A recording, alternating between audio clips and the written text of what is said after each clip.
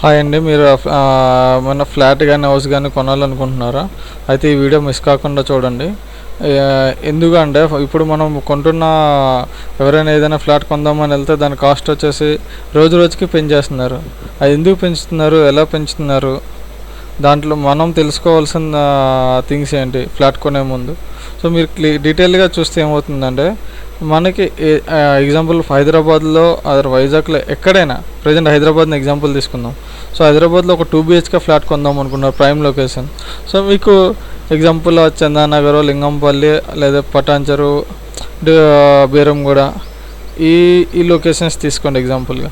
So మీరు తీసుకుంటే around land cost వచ్చేసి 1 lakh ఉంది అనుకోండి ఎగ్జాంపుల్. సో మీకు అపార్ట్మెంట్ ఫ్లాట్కి వెళ్దాం అనుకో 2 BHK అనుకుంటే అక్కడ వాళ్ళు ఇచ్చేది యూడిఎల్ ఎంత 40 square yards ఇస్తారు, 40 to 50. So land cost 1 lakh తీసుకున్నా కూడా 40 lakhs కన్స్ట్రక్షన్ ల్యాండ్కి అవుతుంది. సో మీరు ఎంత గట్టిగా కన్స్ట్రక్షన్ చేసినా అరౌండ్ 1200 SFT ఫ్లాట్ తీసుకుందాం. సో 1200 SFT ఫ్లాట్కి మీరు ఎంత గట్టిగా high and standard products use చేసి కన్స్ట్రక్షన్ చేయాలనుకుంటే 14 lakhs నుంచి 20 lakhs అవుతుంది. సో మీకు కన్స్ట్రక్షన్ కాస్ట్ అనేది 20 lakhs high and. So land cost వచ్చేసి 40 lakhs. సో టోటల్ 60 lakhs అవుతుంది. కానీ మీకు ఫ్లాట్ కాస్ట్ ఎంత ఉంది ప్రజెంట్ ఇక్కడ మదీనాగూడలో ఆర్ మియాపూర్లో? అరౌండ్ 1 CR నుంచి 1.3 CR వరకు ఉంటుంది.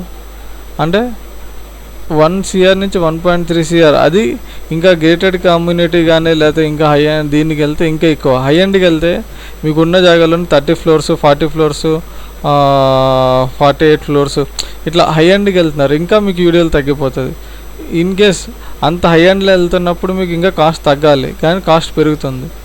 ఎందుకు అంటే మనం పెడుతున్నాం. మనం ఏంటంటే ఓకే నలుగురు ఒక ఫ్లాట్లోకి రాగానే సార్ మనం ఇల్లు చూడగానే ఏమంటారు, ఇప్పుడు మీకు ముందు నలుగురు వచ్చి చూసి వెళ్ళారు, వాళ్ళు 75 చెప్పాం, మీకు 70 చెప్తున్నారు.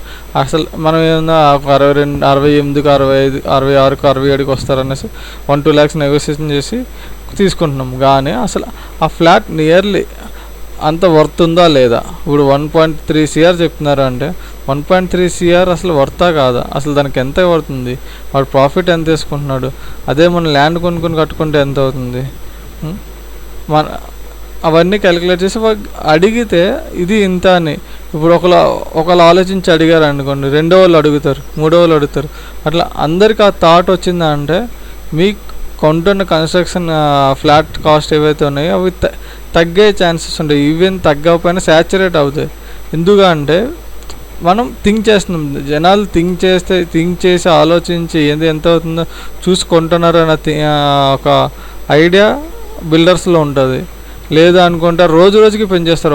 ఒకప్పుడు 5,000 SFT ఉండే కోవిడ్ ముందు, తర్వాత 6,000, 7,000, 8,000, ఇప్పుడు 10,000, 13,000 కూడా SFT ఉన్నాయి కొన్ని లొకేషన్స్లో. 13,000 SFT పెడితే ఈ ఎంత కాస్ట్ అవుతుంది ఫ్లాట్కి? అసలు 13,000 పెట్టి అసలు ఏం కడుతున్నారు అసలు ఫ్లాట్లో? అంత వర్త్ ఉందా లేదా? మీరే ఆలోచించుకోండి. మీ ఊర్లో మీరు ఇల్లు కడుతున్నారు, ఎంత అవుతుంది కన్స్ట్రక్షన్కి? ఇక్కడ మీరు అంత ఫ్లాట్కి అంత పెట్టుకుంటున్నారు, అది వర్తా కాదా? మీరు కొనే ముందు 1-2 సార్లు ఆలోచించండి. ఇన్ డీటెయిల్గా ఫ్లాట్కి లేబర్కి ఎంత అవుతుంది, మెటీరియల్కి ఎంత అవుతుంది, దానికి ఎంత అవుతుంది అనేది ఇంకా నెక్స్ట్ వీడియోలో క్లియర్గా ఎక్స్ప్లెయిన్ చేస్తాను. యాజ్ ఆఫ్ నో మీరు కొంటున్న బేసిక్ ఏం చూస్తారంటే ఆ ఏరియాలో ల్యాండ్ కాస్ట్ ఎంత ఉంది, మనకి ఇచ్చేది 8 గజాలు, 40 గజాలు. వారు చెప్పేటప్పుడు ఏముంది సార్ ఇక్కడ 2 లక్షలకి వెళ్తుంది అంటాడు. అదే నా దగ్గర 100 గజాలు ఉంది, ఇక్కడ 2 లక్షలకి అమ్మిపెట్టా అంటే ఒక 2 రోజులు ఆగి సార్ 2 లక్షలకి వెళ్తుంది సార్, ఇప్పుడు సేల్స్ లేదు, 1,50,000కి అడుగుతున్నారు, లేదా 1,00,000 రూపాయలకి అడుగుతున్నారు అని చెప్తారు. అదే వాడు ఫ్లాట్ అమ్మేటప్పుడు సార్ మీకు యూడిఎల్ 1,00,000, 2 లక్షలు ఉంది, ఫ్లాట్ ల్యాండ్ కాస్ట్ 60 లక్షలు అయిపోతుంది, ఇక మీకు ఫ్లాట్ ఇవన్నీ ఎక్స్ట్రా అవుతున్నాయి, 1,30 లక్షలు అవుతుంది అని చెప్తాడు. సో మీరు అమ్మాలనుకుంటే మాత్రం మీ ఫ్లాట్ మీరు ఏదైనా ఉన్నది సేల్ అవ్వదు. అదే మీరు కొనేటప్పుడు చాలా హైలో చెప్పి అమ్మేస్తున్నారు.